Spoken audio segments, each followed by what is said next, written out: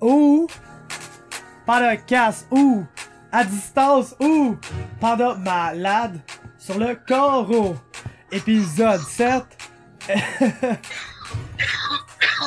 Ça va être parfait avec la musique, man.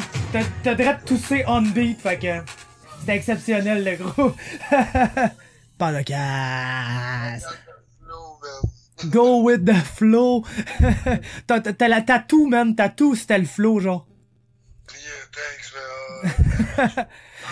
Aux yeux, je comprends pas c'est quoi que j'ai comme genre de petite maladie, là. J'en ai juste comme mal jusque dans les yeux. J'ai hâte d'éteindre les lumières, ça soit fini. Ah, c'est peut-être une conjonctivite, le gros. Ben, t'as pas les yeux vraiment à rouge pis ils coulent pas, là. Non, c'est genre les eyeballs qui font mal, la tête fait mal, pis genre, je feel like crap. Like crap. Bon, ben, man, ceci étant dit, bienvenue tout le monde au podcast à distance, épisode 7. On a un petit problème technique cette semaine. On a un panda malade, comme vous avez peut-être pu constater. Il a fière allure ici avec ses tout petits yeux. S'il était pas malade, vous auriez peut-être pensé qu'il s'était fumé un gros pétard. Mais malheureusement pour lui, c'est fini ce temps-là, hein. Oh, oui. Ready for the testers. Ready for the test, man. Come on, la régie, man. Come on down, everybody. Mais bon, c'est bon à entendre ça d'un autre côté. Fait qu'à part la maladie, sinon, comment ça va, toi, cette semaine? C'est quoi de neuf?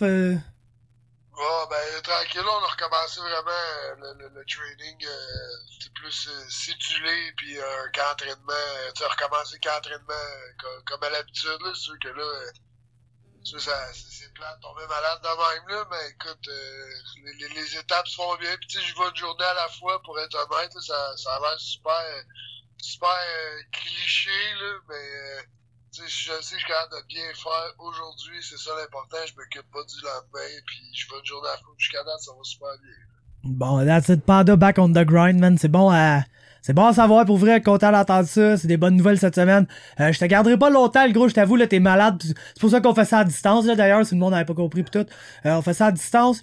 Ça tombe bien, man, cette semaine. C'est un bon timing que tu sois malade parce que plus tard, je pensais qu'on allait faire ça ensemble. Malheureusement, tu seras pas là. Mais on va recevoir James Mancini au podcast. Il est en action TKO 42. Je vais y parler, puis direct de même par FaceTime. Puis ensuite, on va avoir un Francis Charbonneau, des nouvelles pour leur combat, des nouvelles sur pas mal tout ce qui se passe. Donc on va jaser avec eux pour le podcast, ça va être le fun.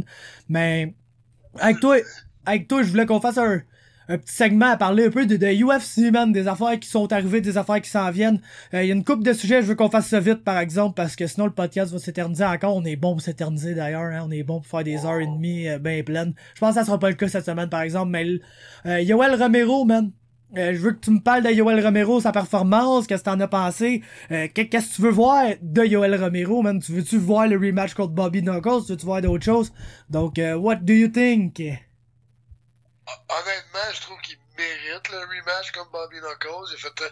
C'est spécial comment que ce gars-là fait plein d'affaires pas correctes, mais que c'est il est tellement puissant, il y a des changements de direction tellement incroyables et tout. Il fait tellement des affaires que t'es pas censé faire, mais il réussit tellement bien pareil. Fait que tu sais, comment tu peux lui dire que genre il est en train de faire de quoi de pas correct? Il lisait des gardes similaires un peu à George Foreman dans le temps avec la boxe, des genres de ex-guard Philly Style, je sais pas trop, tu sais, non, je trouve qu'il est très spécial.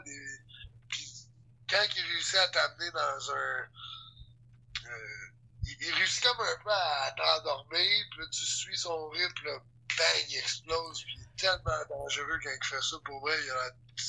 Pour vrai, à l'âge qu'il a là, genre, j'aurais aimé ça, moi, voir un Yoel Romero de 25-26 ans au travail, ça devait être quelque chose de très spécial. Ouais, c'était un bon man dans ce temps-là, gros, c'est pas compliqué. Il était sur le circuit de wrestling, il faisait la Coupe du Monde, ces affaires-là, pis, tu sais, aux Olympiques, il a fini deuxième, mais les médaillés d'or, il les a battus, pis tout, là, c'était vraiment, tu sais, un des meilleurs lutteurs à avoir fait ce sport-là. Pour vrai, là, c'était un des solides en tabarnouche, fait que c'est un killer, man, c'est day one, mais...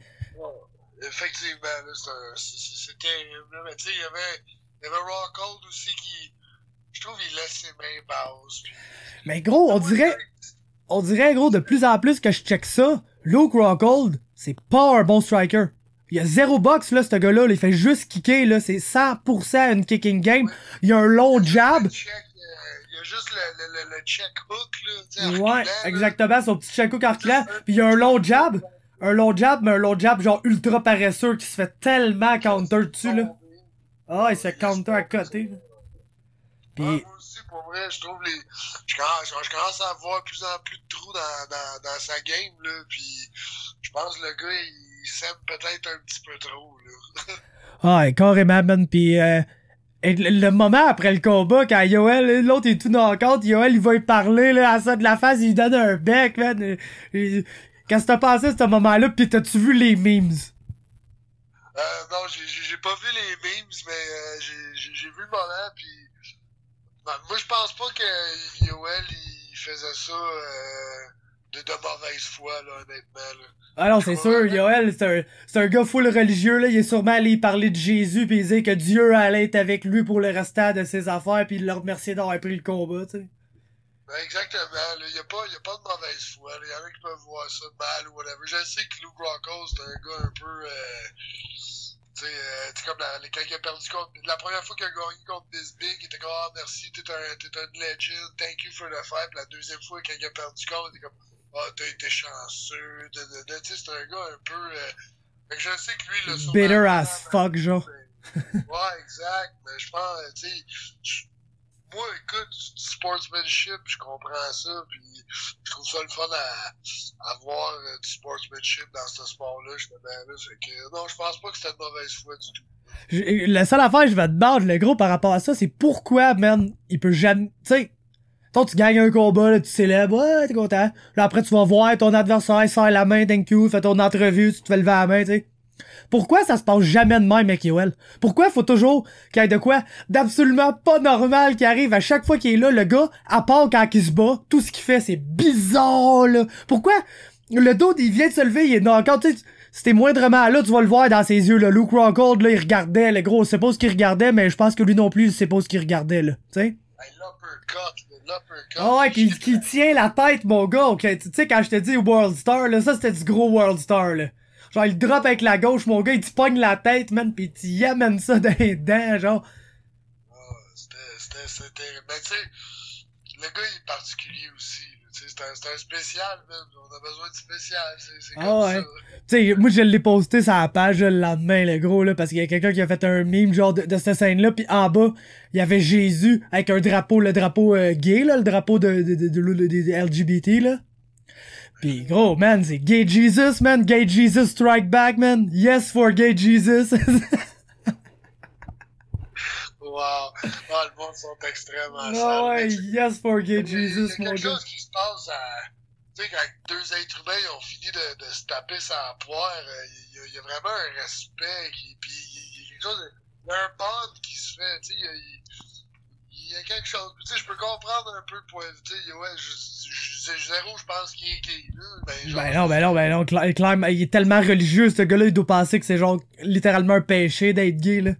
Non, c'est ça, mais c'est un bond qui se crée, c'est pas comme ça, je pense qu'il a pas peur de porter wear his heart on his sleeve, si on veut. Ouais. Tu sais, c'est pas pour rien que le No Forget Jesus, là, ça avait fait une genre de controverse, même si c'est pas ça qu'il a dit pas à tout, là, il voulait dire No Forget Jesus.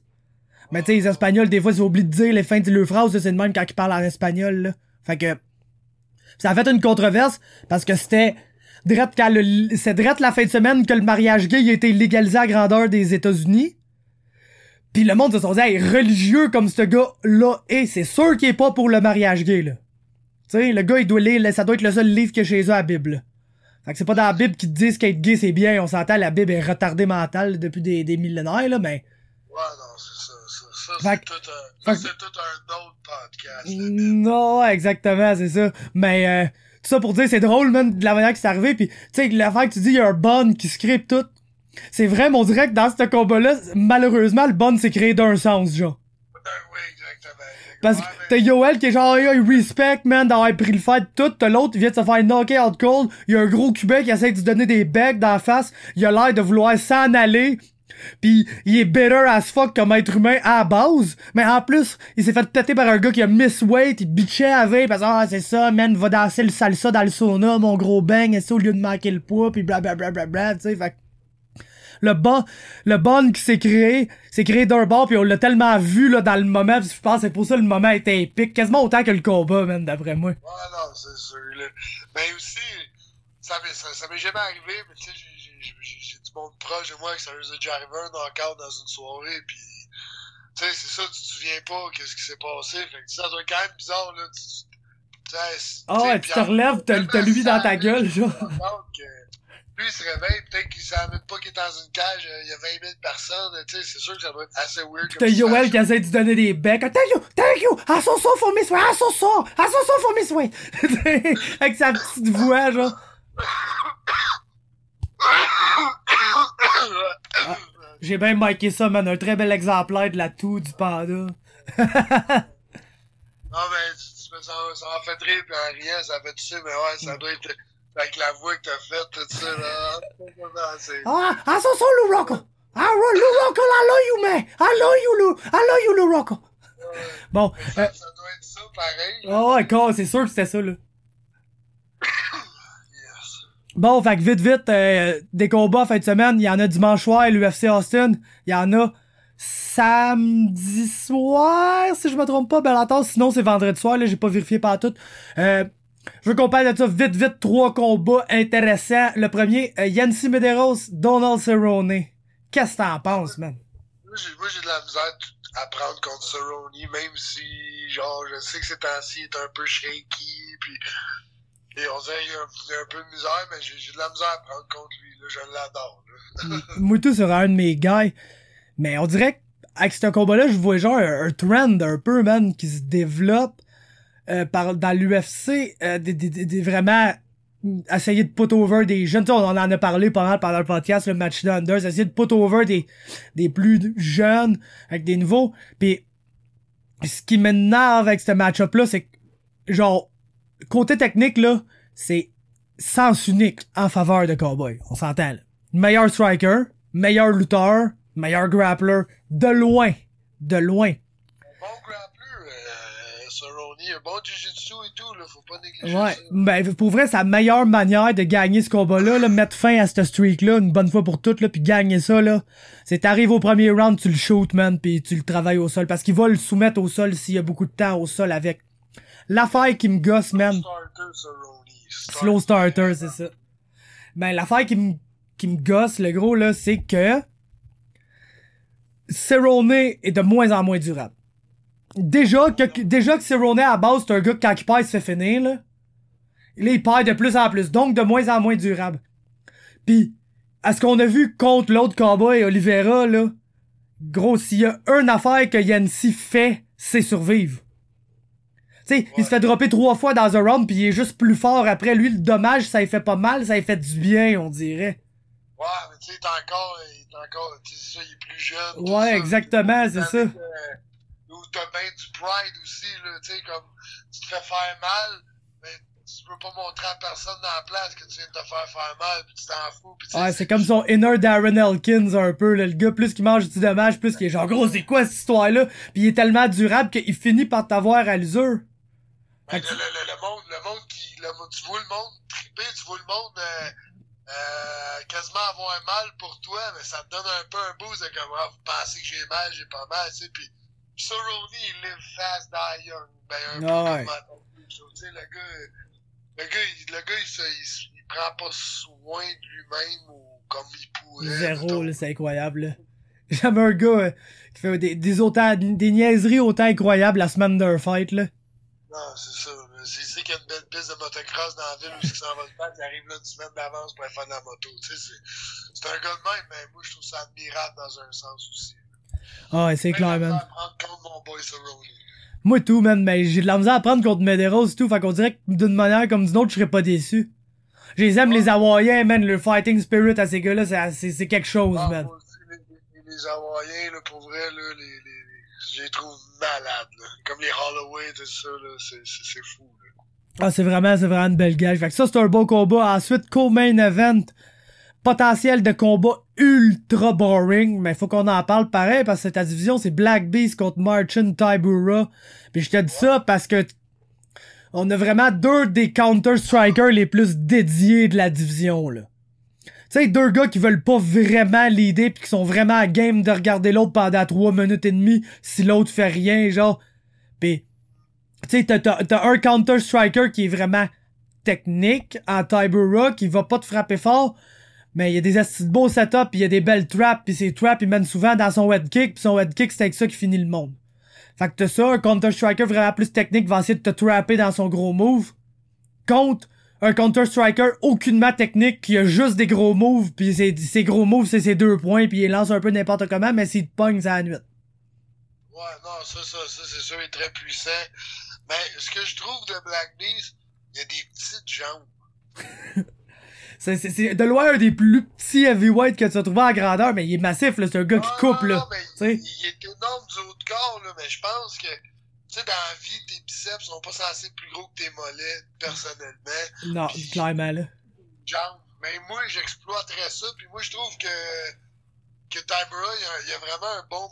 Il bouge bien, il a un bon footwork. Il devrait, à la place d'essayer de setter up le kick, il devrait kicker Black Beast dans les jambes. Je pense que ça ralentirait beaucoup Black Beast. J'irai avec ça, mais après ça, les mains vont sortir de ça. Parce que tu vois que si tu mets beaucoup de pression aussi avec un gros... C'est un gars que je trouve... c'est sûr que Marcon, c'est Marcon, mais comme Marcon, il a prouvé qu'il était craintif un peu d'avancer. Je pense... il était créatif contre le power un peu. Je sais pas s'il va avoir peur du power de Tybura de même, par exemple, parce que c'est un gars qui nous a montré qu'il était capable, mais c'est pas un gars qui va te one punch, là. Non, c'est sûr, mais j'aime son mouvement, honnêtement, Tybura, puis je pense qu'il devrait attaquer les jambes. Nous, ça serait le game plan d'être lui. De toute façon, Black Beast, il a dit j'espère gagner, avoir un title shot dans pas long, parce que moi tout, je veux me faire 500 000 $ pour Gazot. Oh my god! Ben, ça serait le fun, pareil, Black Beast contre Ngannou. Ouais, ben c'est ça qu'il veut, lui, c'est vraiment ça qu'il veut, là, c'est le fight, là. Ngannou, ben il dit que Ngannou veut pas le fight, je le sais pas, là, je sais pas jusqu'à quel point ça a été offert pis tout, là, tu sais, mais... Non, Ngannou, d'après moi, il a peur de personne dans la division, là, honnêtement. C'est pas André, le gars est gros pis il est fort, là, tu peux pas commencer à avoir peur, vraiment, quand que tu viens de pogner Stipe, anyway, là. Non, Ngannou, c'est un film, en plus, là, le gars, il creusait trou quand il était jeune, là, c'était, tu sais, dans le sable pis tout, il est là 5-6 ans, le gars, il était SDF pis tout, là, t'sais. Ah, c'est ça, le gars, il a connu l'adversité, là. Non, c'est ça, je pense pas je pense que, il a pas peur de personne dans ce cage-là, pour vrai. Ouais. C'est Derek Lewis, je pense que Derek Lewis, il a genre fait du temps, man, parce qu'il y a gelé un gars qui avait battu une femme, ou quoi, man. Fait que là, avec, il a connu l'adversité, mais c'est genre crissement honorable pareil, là. Ouais, non, c'est ça, mais c'est comme avec le grand fouet, il a voulu l'étamper à cause que ça avait l'air qu'il avait frappé une femme aussi, là. Ouais, Brown, ouais. Travis Brown, ouais. Un gars qui aime frapper les hommes, frappe les femmes, pis ça, mais je trouve ça vraiment nice. Ah, anyway, tu le vois, le gars, là, il vient d'H-Town, man, c'est un fucké, là, tu sais. Gros, quand il s'est fait à peu près 150 000 $, genre d'argent dans toute sa carrière, il en a mis genre 110 000 sur un T-Rex plaqué gold. Ok, tu sais, il y a même pas de char, rien, mais il se promène en T-Rex à 3 roues, même plaqué gold à Houston, dans le ghetto, dans la grosse panne. Un vrai fou, man, le Black Beast. C'est ça, c'est un peu c'est un personnage. Black Beast, c'est le gars qui a dit après un combat, là, je veux un break, puis je me suis battu 4 fois cette année, puis là, je suis fatigué de tout le sexe que je reçois, pis tout ça. C'est un malade, là. Il est drôle, il est comique, là. Tu sais, là, après ça, aller dire, après le combat de Travis Brown, oh non, j'avais pas mal au ventre, j'avais juste envie de boum boum, là, tu sais. Ah non, c'est ça, exact. Mais à part de ça, finalement, en terminant, Mitrione contre Nelson. Mais ça, c'est the fight. Moi, je pense que c'est le fight du tournoi, là. Ça pourrait être le Heavyweight Championship de Bellator, ça pourrait être ces deux-là, là. Moi, statistiquement, le Vegas trouve un avantage à Mitrione, mais si on y va c'est avec... la jeunesse, là. Ouais, mais si on y va avec... ils se sont déjà battus, ces deux gars-là, puis Nelson a gagné. Mais si on y va avec antérieurement, Nelson sait comment battre Mitrione. Nelson, tu sais, les seuls gars qui ont battu Nelson, c'est pas mal des gars qui sont devenus champions du monde de la UFC. Pis, que je m'en ai dit, gros, de vraiment pertinent. Ah ouais, Matt Mitrione, depuis qu'il est à Bellator, il y a pas un fight qui s'est pas fait dropper, là. Effectivement, c'est vrai, ça. Il est toujours revenu pis il a battu l'autre, mais est-ce que tu peux te faire dropper par la right hand de Roy Nelson pis penser te relever de bout comme si de rien n'était, tu sais? Peut-être pas, là, parce que, tu sais, moi, je rentre la right hand à Nelson comme dans les right hand à Mark Hunt, là. Là, ouais, c'est un des énormes KO power là, dans le sport. Là. Un peu deux copier-coller, le même genre de petit gabarit pis tout, mais c'est ça. Puis antérieurement, Nelson a réussi à toucher Mitrione puis le dropper. Fait que, je pense que c'est Mitrione qui a l'avantage à Vegas, c'est bête. Mais merde, je regarde. Moi, je l'adore, par exemple, Meathead, là, c'est un de mes favoris. J'adore son stage, j'adore, tu sais, c'est un bon vivant, tout ça, mais c'est un combat dangereux, ça, pour tout le monde. C'est dangereux pour les deux gars dans la cage, c'est dangereux pour tout le monde qui regarde. C'est vraiment un gros combat, là. Ça va être un bon combat.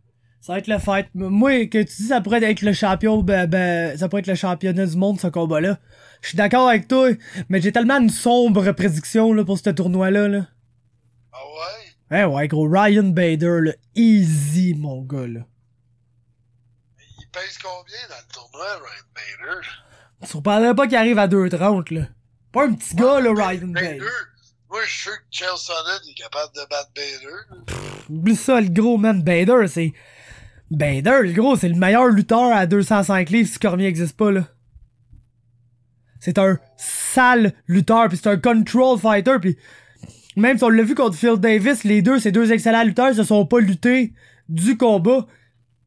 Pis Bader, il est comme tellement passé expert, genre, dans le style debout, de ne pas en faire grand chose, mais s'assurer que tout ce que tu fais compte. Genre, le gars, il lance pas beaucoup, mais il touche vraiment souvent quand il lance. Fait qu'on dirait, il en fait tout le temps un peu plus debout, puis il en fait tout le temps un peu plus au sol, puis il est tellement passé maître dans l'art de gagner ces décisions-là, mais dans tous les aspects de la game, là. Tu sais, il est capable d'en faire un peu plus dans le clinch, un peu plus debout, un peu plus au sol. Pis c'est de même qui vient gagner, puis mon Dieu que c'est tout le temps plate, puis mon Dieu que c'est tout le temps pas écoutable, puis mon Dieu que j'ai l'impression que va te pogner toute cette gang de vieillards-là, puis va te les sacrer sur son dos, même pendant 25 minutes. Je pense que le seul qui pourrait vraiment y donner du trouble, c'est Frank Mir, qui va peser littéralement 3500 livres là, dans ce tournoi-là. Mais est-ce que Frank Mir passe Fedor, puis est-ce que Frank Mir passe Chell? Peut-être, le gros, c'est ça qui est... Frank Mir, pour une raison, c'est-tu drôle de dire ça en 2018, mais d'après moi, c'est le Dark Horse, là. Oh, ben, moi, Bader, j'ai jamais trippé dessus, là. Ah, moi non plus, je l'aime vraiment pas, le gros, là. Si tu savais comment je l'aime vraiment pas. Tu sais, je sais pas, il me semble pas d'un gars, c'est ça, il me semble d'un gars qui il trouve sa façon de se sauver un peu d'un fight pour gagner son fight. Ouais, c'est 100% de sa game, là. C'est... Moi, j'ai jamais vraiment, tu sais, t'es là pour te fight, là, sauve-toi pas, pis do what you gotta do. Pis moi, je pense que justement, un gars qui a cette approche-là, c'est parce qu'il sait probablement que son chin est pas... Ouais, c'est déjà fait allumer raide, là, par Glover, là. Non, mais c'est ça, tu sais, quand tu sais que ton chin est pas confiable, écoute, mais tu sais, il se bat avec les big boys, là, pis si les big boys, ils touchent, écoute, c'est pas les vieux big boys, par exemple, c'est ça qui me gosse, moi. C'est qu'ils sont vieux, ce monde-là, man. Tu sais, tu le mets dans un... La chose qui part d'un athlète, c'est ta force de frappe. Ouais, c'est vrai, mais tu sais, si tout le reste est parti, c'est facile de travailler à l'entour de ça. Effectivement, ça c'est un point. Pis, en tout cas, j'espère sincèrement qu'il gagnera pas, mais moi, c'est ça, je pense, là, malheureusement, là. Ok, ouais, ça va être à suivre. Mais j'espère tellement que ça aura pas lieu. Moi, j'ai l'impression que Chael Sonnen va donner vraiment à gros des problèmes dans ce tournoi-là. Chael Sonnen, man. Ah, c'est ça le P. C'est ça le P, man. Il est intelligent. Oh, vraiment. Vraiment, man. Ok, dernière affaire avant que je te laisse, là, parce que moi, je freak out là-dessus, là, c'est genre littéralement l'affaire que j'aime le plus au monde, le gros, là, je pense que c'est le Jiu-Jitsu pis ces affaires-là, mais finalement, non, c'est pas ça. C'est les Jeux Olympiques, man. Toi, t'aimes-tu ça, les Jeux Olympiques? Tu checkes ça? Tu suis ça un peu? Ben, il y a des années que j'ai su plus que d'autres, mais ouais, honnêtement, je trouve ça vraiment hot, les Jeux Olympiques. Je le sais pas, gros, que ça vient chercher dans moi, ça. Ça me rend tellement émotif quand j'écoute ça, là. Je deviens, genre, engagé dans les histoires de tout le monde, tu sais. C'est fou, là, Mark McMorris, le gros qui passe proche de crever parce que c'est... T'es allé faire du sous-bois, il est rentré head first d'un épinette, s'est retrouvé, genre, mal en point à l'hôpital, là. Pis ça fait même pas un an de ça, ça fait un an à peu près, là, il est là, médaille de bronze aux Olympiques. Tu sais, je rentre tellement dans les histoires du monde, je capote ces Olympiques, là. Genre, je dors pas de la nuit, littéralement, le gros. Genre, je dors pas de la nuit pour checker ça, man, comme un débile dans la tête parce que ça joue live pendant la nuit, pis... Oh non, c'est ça, j'ai pogné du ski de fond l'autre jour, là. Ouais. J'étais tellement impressionné. Ah ouais, gros, faut être un fou pour faire ça, là. Ça monte des côtes, là, dans Barreux, là. Pour vrai, c'est tous des athlètes. C'est du monde qui... Tu prends 4 ans de ta vie pour te préparer pour ça.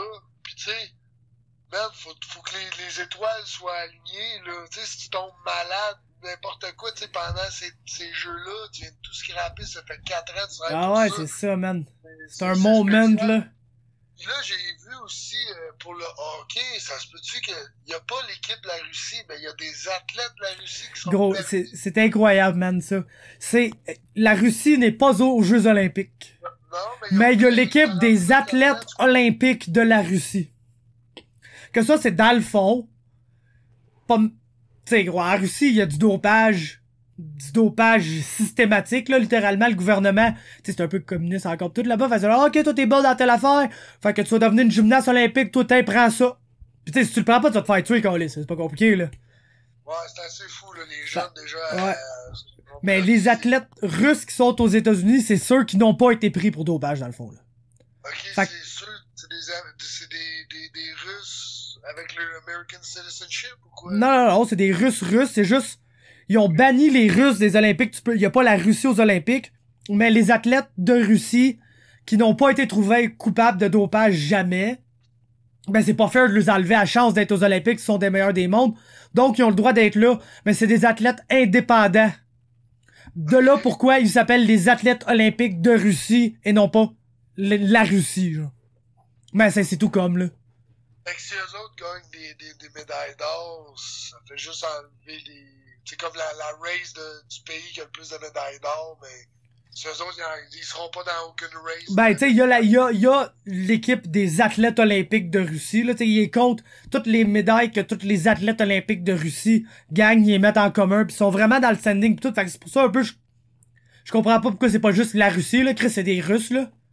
Mais Ouais, c'est comme, ils ont enlevé le privilège à la nation, le pays de la Russie, parce que c'est vraiment le pays de la Russie, le gouvernement, qui est vraiment plus coupable du dopage de ses athlètes que ses athlètes en tant que tels. Donc, c'est pourquoi la Russie comme pays n'est pas représentée au jeu, même s'il y a des athlètes russes.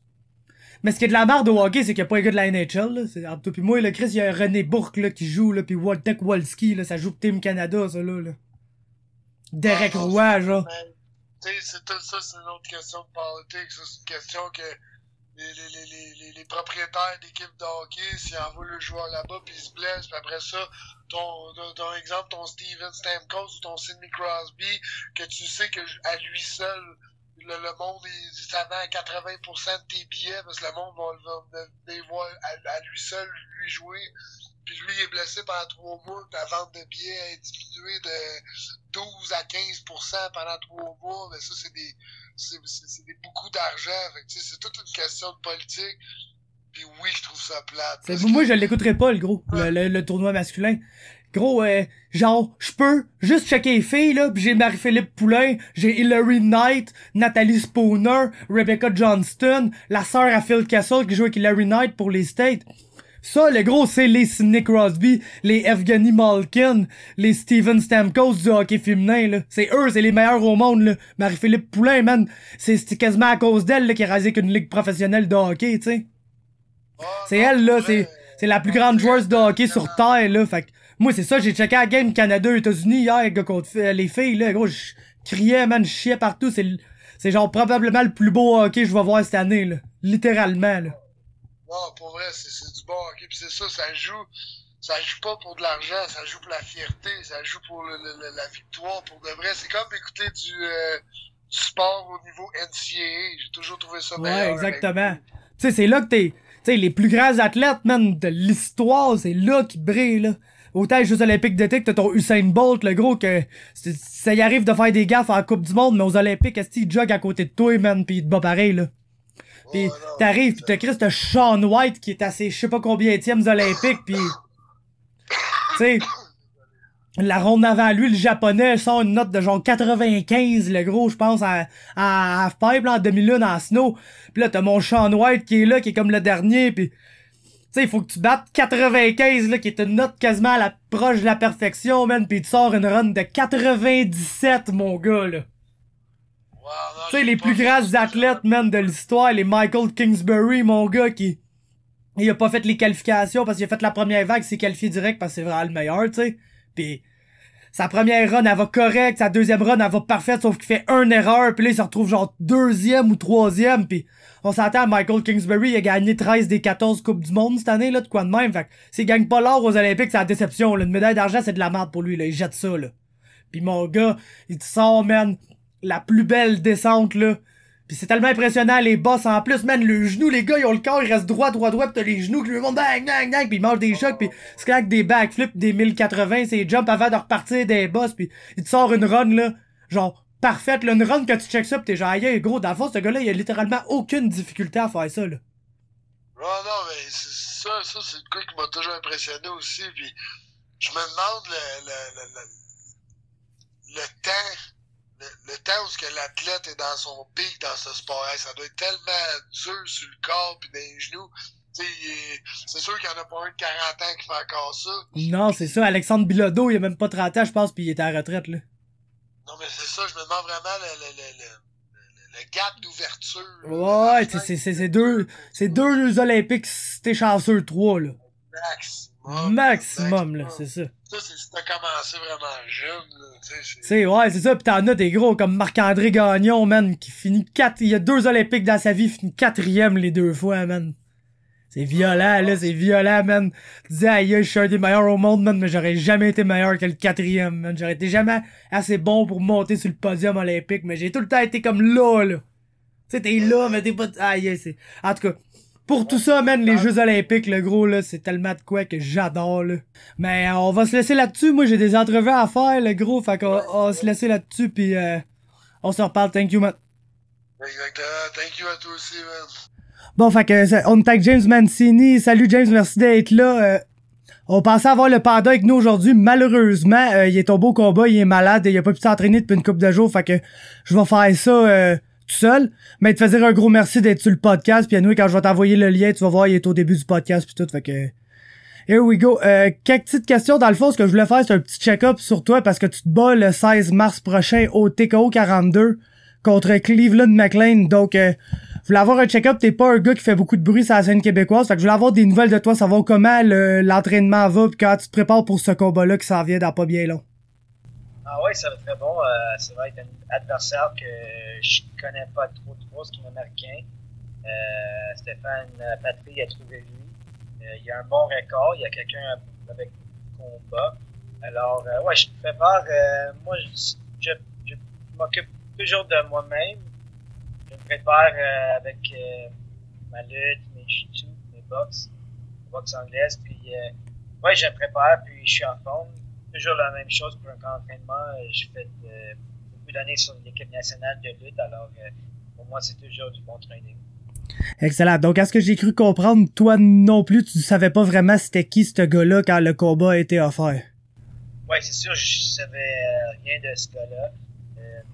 Je disais à Stéphane qu'après le dernier combat, que j'étais en bonne santé, pas de blessure, je pouvais me battre beaucoup, souvent.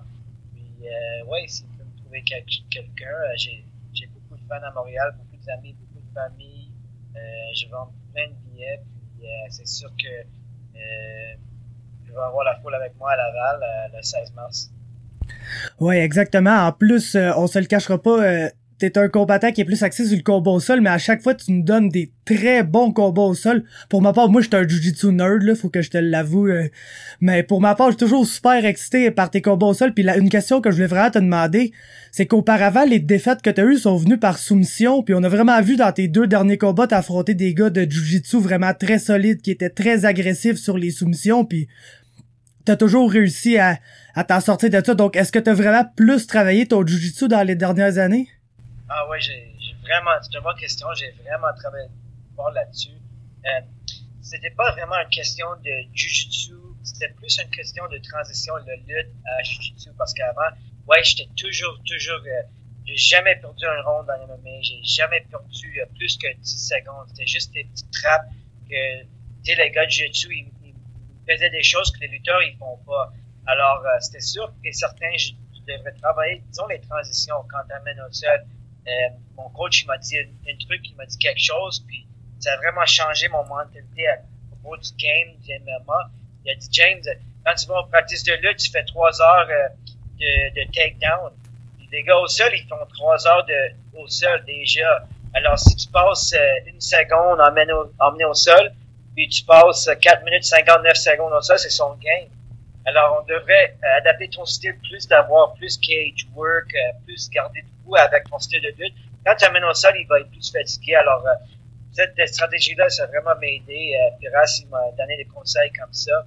Il a dit, on doit essayer d'utiliser mon look pour les fatiguer, parce que moi, mon cardio, je peux aller, le monde, ils savent que je ne fatigue pas. Les lutteurs, c'est une chose, on a un beau game cardio. Alors, c'est sûr que, ouais, j'étais pris avec des guillotines, des armbars. C'est sûr, mon jiu-jitsu n'était pas trop au niveau à ce temps-là, mais c'était pas vraiment une question au sol, ground and pound, c'était plus une question, quand j'amène au sol, le gars de jiu-jitsu, ils vont pas dépendre de la jambe, ils vont juste aller au sol très vite, puis je suis dans leur game. Alors là, j'essaie de jouer une game de MMA, puis je vais être très excitant pour les fans. Ils vont me voir, je vais faire beaucoup de travail ground and pound, puis je veux finir ce gars-là, c'est sûr, je veux le finir au sol. Puis s'il veut rester debout, j'ai aucun problème avec ça. Je fais beaucoup de sparring avec les autres, tu sais. Ouais, exactement. Puis on a vu que c'est un ajustement à ta game, les transitions de Jiu-Jitsu lutte qui a vraiment porté fruit dans tes 2 derniers combats. Ça fait qu'en ce moment, tu as 5 points au classement TKO. T'es égalité au 2e rang avec Tony Laramie, qui évidemment est out. Donc, crois-tu, toi, que si tu gagnes ce combat-là, tu es next in line pour affronter le gagnant de Graham contre Gordon? Je pense que oui, man, c'est ça ce que je veux. Je veux la ceinture, moi, tu sais, je suis en bonne santé, je peux me battre le 4 mai au centre Vidéotron à Québec, il n'y a pas de problème, je peux emmener des autobus avec mes amis, mes fans là-bas, il n'y a pas de problème avec ça. C'est sûr que Stéphane, il a dit quelque chose, il n'a pas vraiment dit ça, mais il dit avec tu sais, si je bats un gars avec un bon accord, puis j'ai un bon victoire, c'est sûr, je peux avoir un title shot, il n'y a pas des autres gars. Moi, je suis pas peur de personne. Je voulais me battre contre Graham, peut-être combat-ci, mais c'est sûr que c'est bon que Stéphane a emmené Malcolm Gordon. C'est un gars à niveau international, alors c'est sûr que c'est un autre gars, je veux le battre, mais Jordan Graham, Malcolm Gordon, Laramie, n'importe qui, là, je suis prêt à tous les battre. Il n'y a aucun problème avec ça. Puis, je pense que, je dis pas c'est 100% oui, mais je pense que c'est une possibilité, puis je suis prêt pour ça.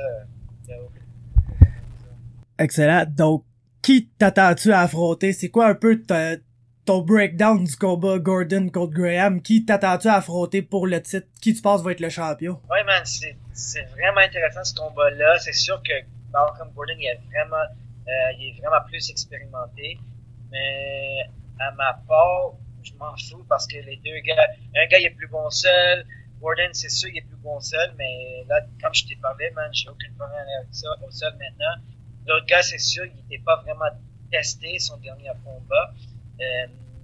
Mais je voulais dire, les 2, j'ai un plan pour les battre, les 2, là. Il n'y a aucun problème avec chacun. Moi, je m'en fous laquelle.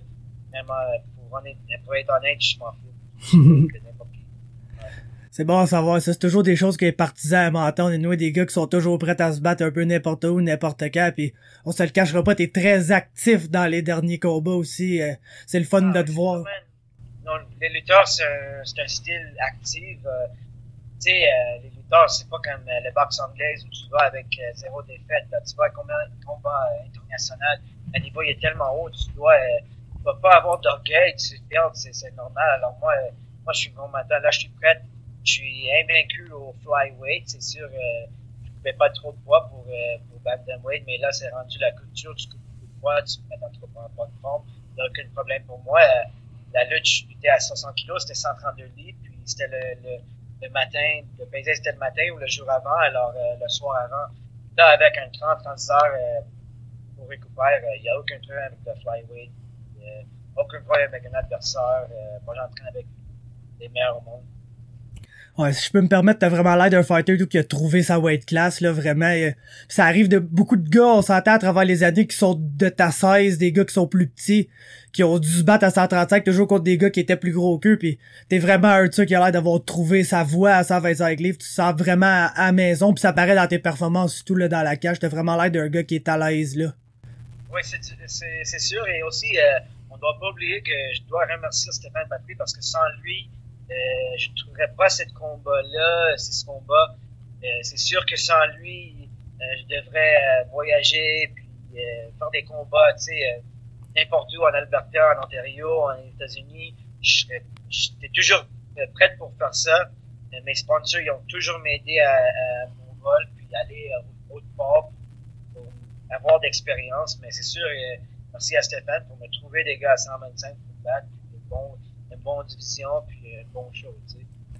Excellent. Donc, une autre petite question, c'est une nouvelle qui a bien gros fait réagir dans les derniers temps. Ça a été annoncé, je pense, la semaine passée ou l'autre d'avant. Puis quand j'ai la chance d'avoir un fighter, je vais toujours lui demander ça. Ton opinion sur le random drug testing qui vient d'être implanté par TKO? Oui, j'aime ça tellement. Moi, j'étais toujours un athlète clean. Je peux pas te dire le montant de quand j'ai été testé avec la Lutte Canada.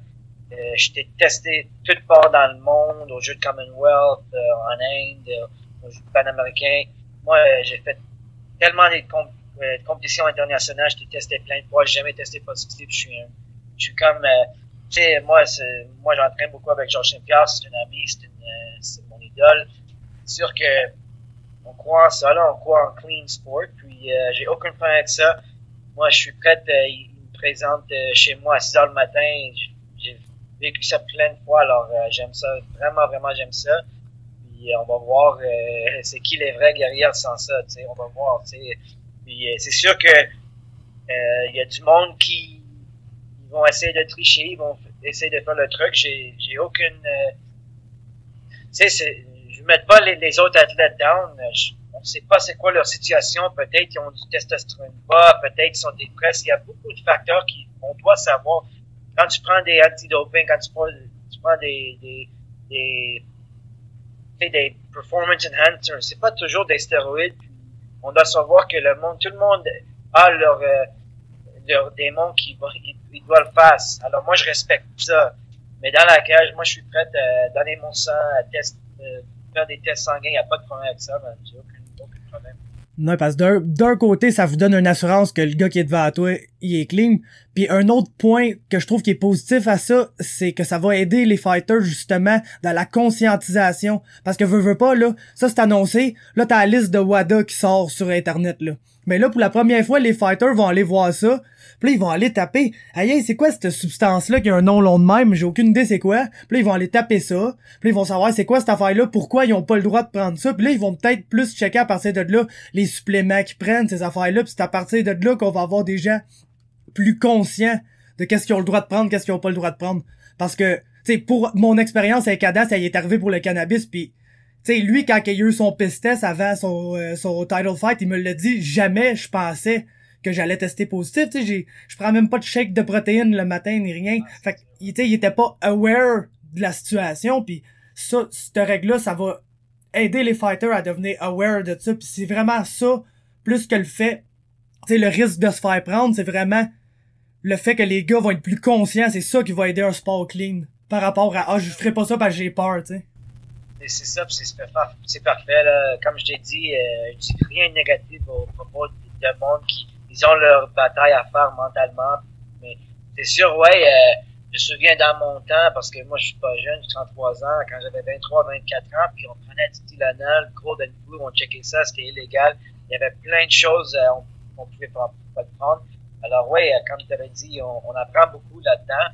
Puis ouais, il y a beaucoup de substances qu'on penserait jamais qu'on peut tester positif. Mais moi, je travaille avec Jean-François Goudreau, c'est un bon nutritionniste, il est bien respecté en Québec. C'est un naturopathe, c'est un coach de physique, strength and conditioning. Alors, lui, je mets toute mon confiance en les produits XPN. J'étais au laboratoire, ouais, je fais beaucoup de confiance en eux autres. Puis, c'est ça, c'est juste de trouver ton manière de le faire, de faire des bons entraînements. Puis, c'est ça, comme tu avais dit, avec un nouveau knowledge là-dessus, c'est sûr que tu peux vérifier des autres façons pour te guérir des blessures et tout. Alors, c'est une bonne chose. All around good thing. Excellent. Donc, avant de se quitter, je vais te laisser avec une dernière question, mais c'est une question à laquelle tu n'auras pas besoin de répondre. Puis je vais t'expliquer pourquoi. Dans le fond, nous, le concept un peu au podcast, c'est de parler aux fighters, puis de les faire voir sur une lumière différente un peu que strictement les arts martiaux. Parce que, tu sais, vous êtes des humains et tout, vous faites d'autres choses. Des fois, je sais que vous entraînez vraiment comme des Mongols, mais entre ça, vous faites d'autres choses. Donc, la question que je te pose, que t'as pas besoin de répondre, c'est quelles sont tes autres passions, les autres choses que t'aimes en dehors des arts martiaux mixtes. Puis ça, on va avoir la chance d'y répondre ensemble, j'espère, parce que après ton combat, ce qu'on aimerait faire, je te le cacherai pas, c'est qu'on se trouve un moyen, moi, toi et Adam, de se rencontrer, puis on pourrait faire un épisode carrément ensemble où on pourrait parler genre de choses complètement autres que les arts martiaux, comme ça, les partisans pourraient savoir c'est qui James Mancini, l'homme. Ah, c'est cool. Non, c'est cool, j'aimerais bien ça. Oui, moi je suis un gars aventureux, je peux pas, c'est sûr je peux pas rester assis, j'aime faire plein de choses, j'aime bien la musique, j'aime bien le cinéma, j'aime bien le resto à Montréal, d'essayer des différents restos, faire des choses aventureuses, des escape rooms, il y a plein de trucs que j'aime faire, le patin, j'aime jouer le hockey, ouais, moi j'aime tout, il va pas avoir une fin de semaine où je fais rien, je fais toujours quelque chose de nouveau, là avec mon trainer, on va cette fin de semaine tirer des fusils. J'ai jamais fait ça, on va essayer ça, man. Je m'en fous, j'essaie tout. Je suis un gars qui aime la vie, j'aime le sport, j'aime les aventures. Je veux aussi commencer le podcast un jour. Je travaille avec une équipe marketing, une équipe média, Dominion T-shirt. C'est mon commanditaire de T-shirt, ils font plein de trucs. On va reproduire des shows. Alors, c'est sûr, j'aime plein de choses, mais on peut parler de ça, puis on peut un jour faire n'importe quoi, man. Excellent, man. On se fera un meet-up, puis on parlera d'absolument n'importe quelle affaire qui nous passe par la tête. C'est souvent là qu'on a les meilleurs moments. Fait que je te remercie beaucoup pour l'entrevue, puis merci beaucoup, man. On se reparle. OK, guys, man. Réponds bien pendant, c'est cool, man, les gars. Merci beaucoup, James Mancini. À la prochaine. Bon, mesdames, messieurs, on est avec Francis Charbonneau. On a essayé de t'avoir en vidéo. Ça a pas full marché, mais c'est pas grave. Anyway, j'ai même pas le panda avec moi pour te le montrer. Malheureusement, il est tombé au combat, lui, avec. Il était malade. Comme tu t'es sûrement rendu compte quand tu ne l'as pas vu à la pratique tantôt, là. Mais... Ouais, exactement. Il était malade. C'est ça qu'il est pas venu au gym. Bon, ben, fait qu'on va faire ça par téléphone. Le gros, je vais mettre des belles petites photos de toi sur le broadcast. Ça va être magnifique. Aucun problème, prends les plus belles. Ouais, je vais essayer, je vais aller sur ton Facebook, t'en as des popés. Fait que, quelques petites questions de même. Toi, la dernière fois qu'on t'a vu dans la cage, c'était en juin 2017 contre Ketag. Malheureusement, tu t'es blessé au bras à tout début de combat. Ouais, je me suis sectionné le tendon du biceps, dans le fond. Je me suis fait opérer 5 jours après. Fait que j'ai été 4 mois à pas m'entraîner. Fait que là j'ai reparti à la machine, ça fait depuis octobre. Fait que là, ça va à 100%. Là. Mon bras est à 100%, puis l'entraînement aussi, je me sens en forme. Excellent, ça. Donc, depuis octobre, est-ce qu'il t'avait discuté pour avoir un combat avant ou ton but, c'était vraiment de revenir, de prendre une bonne pause puis de revenir? Le dernier TKO, Stéphane m'a envoyé un message, puis sauf que c'était trop short notice. Là, j'aurais pu m'entraîner juste un mois intensif, puis surtout que ça faisait 4 mois que je faisais pas grand-chose. Fait que j'aimais mieux attendre au mois de mars. Ok, bon, ben, excellent. Puis le match-up avec Kornberger, lui, comment c'est venu à fruition? C'est-tu toi qui s'est proposé ou c'est un match-up qui t'a été offert, tout simplement? Ben, c'est sûr que Kornberger, il avait signé avec TKO, puis Kornberger voulait des gros combats. Je pense qu'il voulait tout de suite Barrio en commençant, mais Stéphane, il sait que moi, je dis non à personne, fait qu'il il m'a offert lui Cornburger, puis j'ai accepté tout de suite. Dans le fond, c'est un bon combat pour moi aussi. Il est très très bien classé, une grosse fiche. Fait que en le battant, ça va être juste bon pour moi. Puis, j'ai regardé beaucoup de ses vidéos de combat, puis je pense qu'il a le style parfait pour moi. Ouais, exactement, man. Une affaire que les gens, tu sais, ils savent peut-être pas, ou peut-être qu'ils le savent aussi, mais t'es un gars qui a de l'expérience pareil, tu sais, autant t'as pas tant de combats à ta fiche, ça fait un bout que tu fais ça, puis tu roules ta bosse depuis un bon bout dans les arts martiaux, fait que toi et tout, t'es un gars qui a une expérience non négligeable.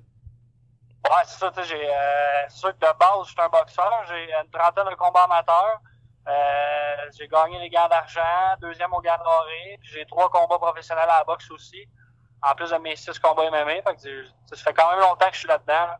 Ouais, une petite question par rapport à ça. Tout le monde t'es réputé pour être un boxeur, un cogneur, un gars qui tape, mais quasiment toutes tes victoires sont par soumission en MMA. C'est pour quand ton premier KO? Écoute, je te cacherai pas que j'ai hâte, mais ça prend quelqu'un qui veut mélanger aussi, tu sais. Fait qu'on dirait que vu que j'ai ma réputation de boxeur, les gars, ils restent pas longtemps debout avec moi, soit qu'ils me collent corps à corps, ou puis ça se passe, puis écoute, mes 3 soumissions, c'est ça qui est arrivé, je pense. On a commencé debout, petit échange de job, puis tout de suite, c'est arrivé corps à corps. Fait que ça a donné comme ça, là. Ça veut dire que j'ai bien travaillé mon jiu-jitsu, fait que les soumissions ont bien sorti. Mais quelqu'un vraiment qui se plante les pieds pour mélanger avec moi, je l'ai pas vu à date. J'ai pas eu je l'ai pas fait de combat comme ça à date. Un petit peu avec Meunier au début. Puis j'ai réussi à l'ébranler solide quand même. Mais il y a Pliev que ça aurait pu faire un bon show. C'était bien parti. C'est plate que je me sois blessé. Mais écoute, Cornburger, à ce que j'ai pu voir, là, ça sera pas un gars qui va se sauver. Là. Lui, il se plante les pieds aussi, puis il va. Fait que ça devrait faire un bon spectacle. En effet, c'est pas mal dans son style, pis direct comme t'as dit, j'espère que le mot s'est passé parce que justement, man, t'as pogné des gars avec des guillotines, des affaires de même, fait que ton seul est pas à négliger non plus, t'es le genre de gars qui va le snapper de quoi quand ils s'en attendent pas parce que t'es donc un striker, fait que ça fait de toi un gars quand même absolument dangereux partout, pis je pense que c'est pour ça qu'il y a autant de hype alentour du combat contre Cornburger parce que veux pas, c'est un combat que moi, je vais te le dire, j'en entends pas mal parler, man, du monde qui suivent ma page, pis tout, c'est un combat que le monde a hâte de voir. Ah, ben, écoute, tu sais, de base, je suis un fan de MMA, puis ce combat-là aussi, j'aimerais ça le voir parce que, tu sais, nos 2 styles sont faits pour donner un bon spectacle. Fait que ça me surprendrait vraiment que ce soit un combat blanc.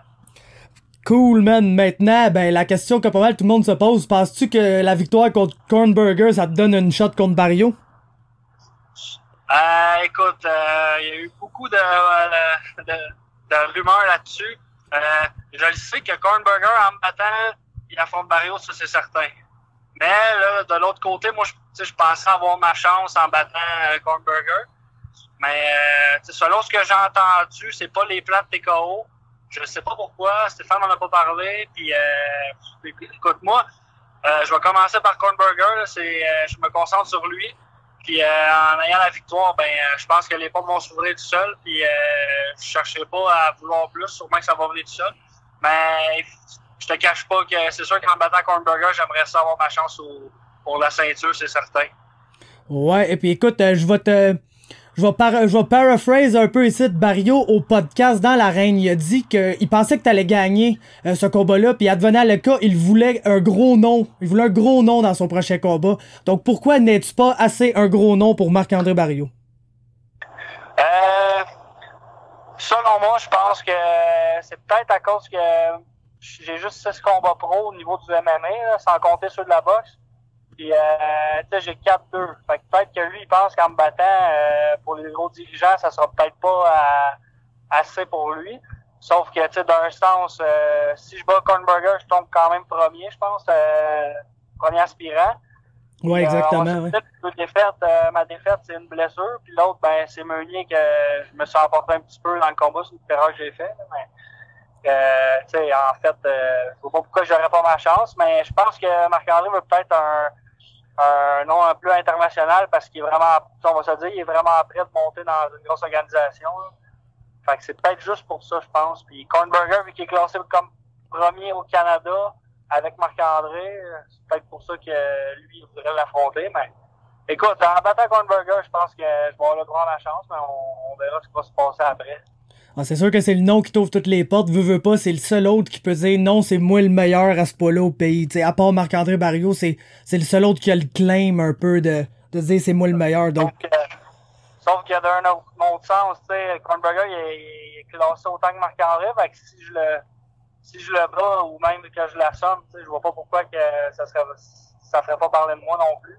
Ouais, c'est ça, en termes de ranking, ben tu sais, tant qu'à moi, je sais que TKO essaie d'instaurer un système avec les points pis tout, pis tu sais, je trouve ça bon ce qu'il essaie de faire, mais tant qu'à moi, si tu bats un gars, t'as prouvé ta supériorité, donc si tu bats le deuxième, en théorie, t'es deuxième, là. Exactement, puis selon le classement de points, tu sais, Kornberger, il y a une grosse fiche gagnante, il y a gros des KO, fait que... ouais, c'est un combat payant, exactement.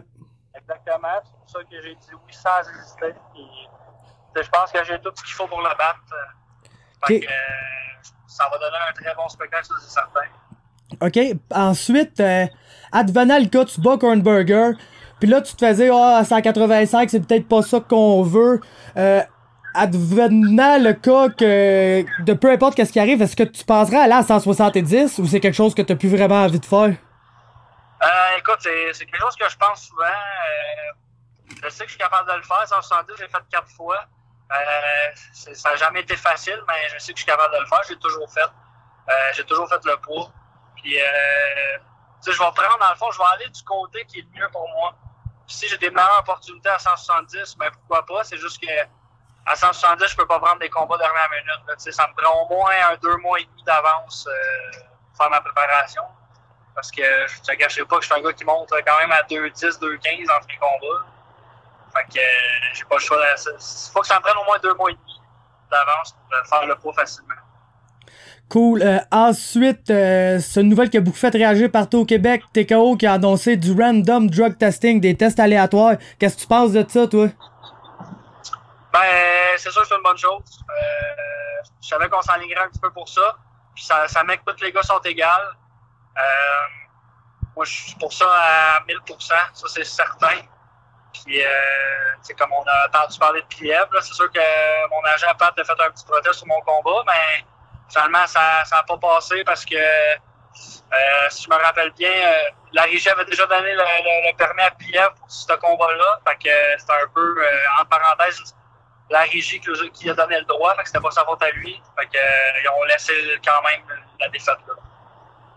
Ok, ouais, c'est une drôle de situation, ça, pareil, quand tu checks ça, mais, tu sais, c'est vrai qu'ils peuvent pas y enlever rétroactivement sa licence, mais il me semble, après, quand tu te rends compte que le gars est déjà suspendu pour un offense, tu peux peut-être overturn, je sais pas. Non, exact, c'est parce qu'il s'est pas fait prendre pour dopage à notre combat, il s'est fait prendre pour, tu sais, je pense que c'était pas aux Olympiques, mais à un autre c'était il me semble que c'était en vue de, là, je pense qu'il a fait... Ouais, exact. Il s'en allait pas mal là, pis ça a chié à cause justement du drug testing. Ben, il est allé aux Olympiques, mais c'est peut-être 4 ans plus tard, là, les autres Olympiques, il y a peut-être ouais, c'est ça, exactement. Ça avait fait ça. Je pense que c'est arrivé même 2 fois qu'il s'est fait prendre. Ouais, fait que... Eux autres, ils l'ont banni jusqu'en 2019, puis la régie a décidé, finalement, s'il est banni jusqu'en 2019, je sais pas pourquoi les autres ne le suspendrait pas, mais dans ce temps-là, il a fait le combat avec nous quand même. Mais, écoute, c'est pas... je mets pas la faute à ça. J'ai perdu à cause d'une blessure. Parce que, ouais, c'est ça, c'est même pas... C'est un combat qui est dans le fond frustrant sur toute la ligne un peu pour toi parce que t'as pas vraiment perdu pis tu sais, en tout cas. Ouais, c'est ça. Expérience frustrante, ça va être le fun de mettre tout ça en arrière avec un bon slugfest contre Kornberger, je pense. Exactement. Bon, 2 dernières petites questions avant de finir sur peut-être un ton un peu plus léger.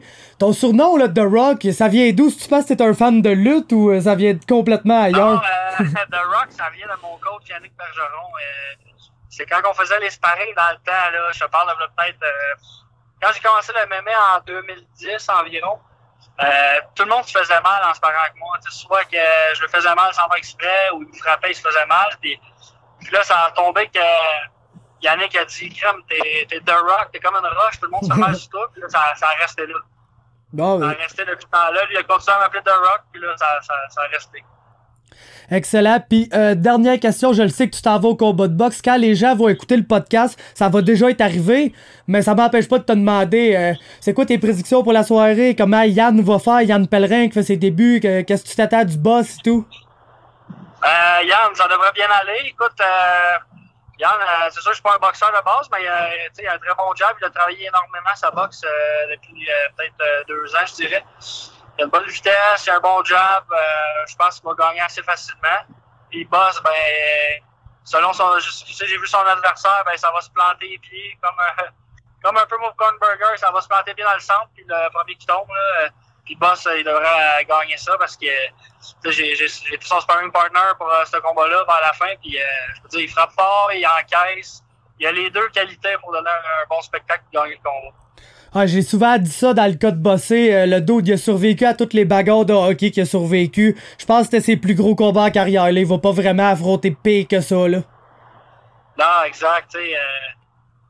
Il absorbe des coups incroyables. Là. Il bronche même pas. Puis il cogne dur, on se mentira pas non plus. Ouais. Fait que c'est sûr que ce soir, si ça passe un round ou 2, je pourrais vraiment être surpris.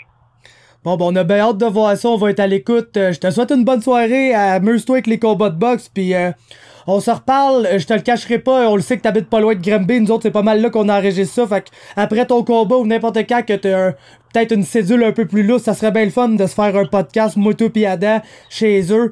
Comme ça, on pourrait vraiment aborder des sujets autres que le MMA, parce que on te le cachera pas, nous autres, le but du podcast, c'est un peu de faire voir les combattants dans une lumière autre que le combattant, parce que vous êtes des humains en dehors de ça, vous avez des familles, vous faites des affaires, vous avez des travails. Fait que ça serait le fun que un moment donné, quand t'as plus de temps, tu puisses passer, puis on se fasse un podcast à 3, qu'on puisse jaser d'autres affaires qui t'intéressent dans la vie, comme ça les gens vont pouvoir avoir une perspective différente de toi. Pas de problème, mon Faber. Avant le combat, je vais pouvoir descendre, c'est sûr, au moins une fois. On se dira ça d'ici peut-être 2 semaines, là, ça va faire plaisir de monter. Excellent, je te remercie Francis Charbonneau, bon entraînement, bonne soirée à soir, puis on se rejase. Merci Faber, bonne soirée. Yes sir, bye. Bon, ça va être tout pour le podcast cette semaine. On est de retour avec Adam, puis on veut dire un gros merci à James Mancini, à Francis Charbonneau. Merci pour votre temps, les boys. On est super contents de vous avoir eu. Panda a manqué ça, mais il est content que vous soyez là. Thank you very much to be there, guys. Bien apprécié. Puis anyway, on se repogne, on refait ça en studio ensemble une fois, comme j'ai dit à tous les gars. Quand vous voulez, on descend pis on fait ça tout ensemble, ça va être cool. Puis on va pouvoir aborder des sujets qui sont différents un peu du MMA, là. J'ai posé des questions sur leur combat, avoir un petit update sur qu'est-ce qui s'en vient, c'est ça que les fans veulent entendre, mais on pourrait se faire un podcast complet qu'on peut parler de choses absolument qui ont pas rapport avec ça, que vous connaissiez les gars sous un angle autre que l'angle du combattant, l'angle de la machine qui pète des gueules dans une cage, parce que c'est des humains ce monde-là, hein, si vous saviez pas. Donc sur ce, laissez-nous un like sur la vidéo si vous êtes sur YouTube avec un commentaire, des suggestions, d'invités, même qui vous voulez voir au podcast, posez-nous des questions, donnez-nous des suggestions, insultez-nous si ça vous tente, faites n'importe quoi. Ben qu'on reçoit pas d'insultes par commentaire, par exemple, encore. Je suis content, là, le monde apprécie vraiment ce qu'on fait. Fait que merci aux gens d'apprécier. Ensuite, comme je vous dis à toutes les semaines, l'expérience optimale, c'est sur YouTube, parce que vous l'avez en version vidéo, vous pouvez voir ce qu'on fait. Là, on est sur Facebook Messenger cette semaine, fait que c'est pas fou version vidéo, mais quand même, vous pouvez voir la tête d'Adam qui est malade, vous pouvez voir pourquoi qu'on n'est pas ensemble. Pis C'est ma faute là, cette semaine pour ça. Je suis désolé tout le monde, mais I will be back next week, that's for sure. ouais, la maladie, ça arrive à tout le monde, là, c'est pas grave, ta faute, c'est la faute de la vie. Donc, c'est ça. La faute à Charles Over. Charles Over, man, on te call out, voir que tu rends tout le monde malade de même, mon sale! On va d'avoir un podcast pour m'avoir donné cette maladie-là. Ouais, en plus, il est pas ben dur à trouver, lui, fait que... fait que Charles Over dans le futur, man, no doubt, en plus on peut tellement dire de la sauce avec Charles, là, ça pourrait être quelque chose de rare ce podcast là. Donc à surveiller dans les prochains épisodes, comme j'essaie de vous dire depuis tantôt, l'expérience optimale sur YouTube, la chaîne Québec MMA, abonnez-vous, ben important. Moi, m'appelle Faberglass, je suis sur MMA Talk, je couvre toute la MMA, toute la patente, tout au courant de la semaine, vous le savez à drill, c'est là que ça se passe, je vous dis à toutes les vidéos, allez liker ça. Panda, Daichika, Kung Fu Panda sur Facebook, allez le voir, c'est sa fanpage, je vous donne toutes les updates possibles et imaginables pour toute la patente que vous avez à savoir. Donc, comme il l'a dit au début de l'épisode, il est back au training, vraiment format training camp, les gros trainings, 1000 fois par jour. Ça va être une machine quand vous allez le voir en mai. On termine avec les médias sociaux sur le Pandacast sur Twitter, le Pandacast sur Instagram, le Pandacast, puis je pense que j'ai assez parlé pour cette semaine. On sac notre camp du sud. Ouh! Épisode 7. À distance. À distance. Ouais, je pense qu'on est rendu à 7. Je suis pas mal sûr, en fait. Ça va faire bien. Tu sais, voir que ça va faire bientôt 2 mois qu'on fait ça passe tellement vite. Ouais, je le sais, c'est crazy, hein. Mais merci tout le monde, content de vous avoir eu. Pas de casse, on se voit la semaine prochaine.